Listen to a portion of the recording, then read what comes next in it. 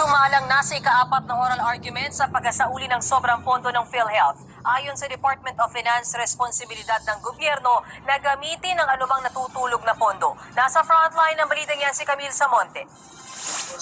Mismong mahistrado ng Korte Suprema ang nagbahagi ng kanyang karanasan ng gamitin ng PhilHealth benefits matapos maospital at operahan sa baga dahil sa cancer. Kwento ni Associate Justice Joseph Lopez, hindi man lang umabot sa 10% ang sinagot ng PhilHealth sa kanyang bill na umabot ng 7 million pesos. My bill runs up to almost 7 million pesos. And would you know how much of it was covered by PhilHealth? I am pretty sure, Your Honor, it is not more than 10%. But Definitely much lower than 10%. It's only 50,000. I don't know how to compute it, but I'm sure it's less than 2%. Sa ika-4 na oral arguments kaugnay ng paglilipat ng excess funds ng PhilHealth sa National Treasury, sinabi ng state insurer na mula 2023 hanggang 2024, tinaasan na nila ang case rate. At ngayong taon, target nila na pataasin pa ito ng 18%.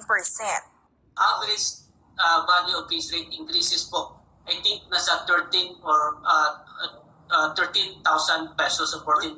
Your Honor, PhilHealth's target for year 2024 up to 2025, Your Honor, is 18%.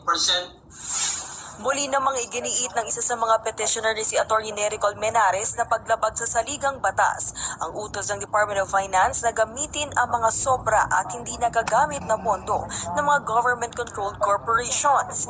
Bagay na nangyari sa PhilHealth at baka raw gawin din sa ibang GOCC.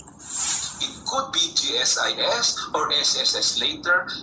Ang mga kasamaan kong kongresista, Your Honor, wag naman yung kalusugan ng miyembro, wag naman yung pensyon ng miyembro. Kaya we are so concerned na baka pati yun ay gagalawin nila.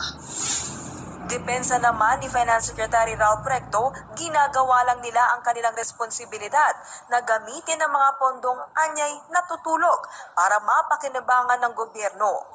It is our duty to put every peso to work for the people. Hindi po pwede na kapag may nakitang malaking pondo na natutulog at hindi nagagamit, hahayaan na lang. Every idle peso is a disservice to every Filipino. Hindi lamang po ang PhilHealth ang nag-iisang GOCC na aming inutusang magbalik ng sobrang pondo. Tinignan po ng DOF ang lahat ng mga natutulog na pera ng lahat ng GOCCs. Pero buwelta ni Colmenares, hindi dapat lumabag sa batas ang fiscal responsibility ng DOF. Posibleng tapusin na ng SC ang oral arguments bago matapos ang linggong ito. Nagbabalita mula sa Frontline, Camille Samonte,